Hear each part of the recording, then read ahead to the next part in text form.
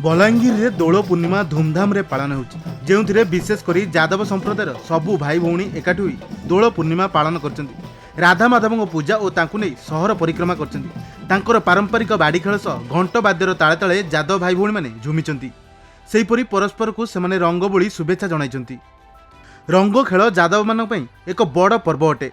आवाहमान कालरू एमाने एठी दोल पूर्णिमा और रंगर पर्व धूमधाम रे पालन करि आछन्ति, जेउथिरे एमाने दोल पूर्णिमा को 2 दिन धरी एठी पालन करंदी।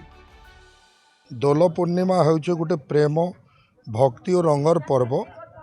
एही दिन भगवान श्री कृष्ण और राधांकर दिव्य लीला को स्मरण करा जाए।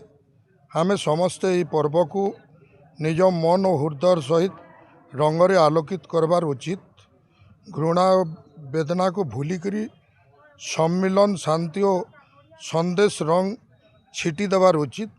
आज बलांगीर जिला यादव महासभा तरफरु बलांगीर पौरांचल ये दोल पूर्णिमा के बहुत उत्सवर सहित पालन करुचे।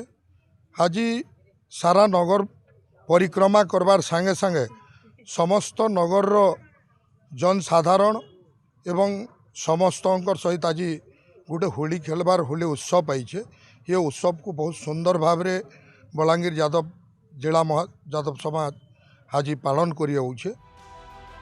प्रथम दिन रे एकाठी होई निज इष्ट देवी माँ चंडी माँ समलेश्वरी को पूजा करथांती। सेहिपरि राधा माधव मध्य पूजा करी एमाने रंग खेल खेलिथांती। या सह एमाने तांकर अन्यतम मुख्य पूजा बाड़ी पूजा करथांती। समस्ते पारंपरिक वाद्य रे नृत्य गीत सह बाड़ी खेलर मजा नैथांती। समान भाव रे एमाने समस्ते परस्पर को रंग बोली शुभेच्छा जणाइबा सह शांति मैत्री और एकतार वार्ता बांटिथांती।